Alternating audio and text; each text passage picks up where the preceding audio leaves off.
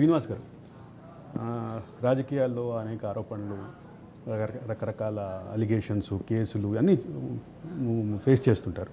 కానీ కవిత పైన కేసుని తెలంగాణ ప్రజలు సీరియస్గా భావించారంటారు. ముఖ్యంగా మహిళల్లో కాస్త వ్యతిరేకత కనిపించిందనే వాదన వినిపిస్తుంది. రెండోది, ఒక పక్క ప్రియాంక గాంధీ పెద్ద క్రౌడ్ పుల్లర్గా మారి తెలంగాణలో మహిళలకు నమ్మకం కలిగించింది. కవిత ఆ స్థాయిలో పాత్ర పోషించలేదు ఈ ఎన్నికల్లో అనేటువంటి వాదన వినిపిస్తుంది. మీ పర్సనల్ అబ్జర్వేషన్స్ ఏంటి?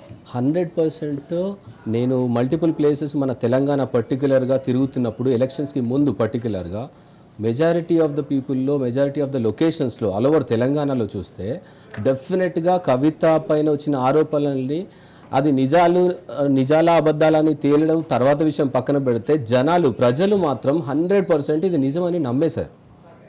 వాళ్ళు ఒక జడ్జిమెంటల్కి వచ్చేసారు ప్రీ కన్సీవ్డ్ నోషన్లో.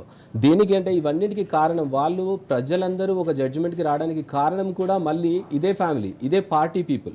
వాళ్ళు బిహేవ్ చేసిన విధానం ఏదైతే ఉందో, కామన్గా అలిగేషన్స్ రావడం రాజేష్ గారు చెప్పినట్టు సర్వసాధారణం. ఎలక్షన్స్కి ముందు బురద జల్లే పనులు జరుగుతూనే ఉంటాయి, అదందరం చూస్తూనే ఉంటాము.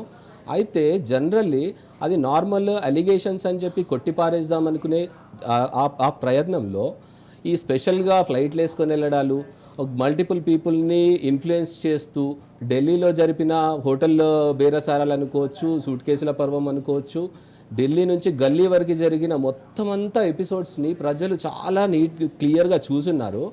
అండ్ వాళ్ళకు క్లారిటీ అంటే ఈ పార్టీ వాళ్ళు వీళ్ళకి సపోర్ట్ చేస్తున్న నాయకులే ఇచ్చేసారు. ఏంటంటే మా దగ్గర ఈ లోపాయికారితనం నడుస్తూ ఉంది, మేము ప్రలోభాలకి చేస్తూ ఉన్న కేసుల్ని లేదా ఈ అలిగేషన్స్ అన్నింటినీ మేము తొక్కేసే విధానంలో ఉన్నాము.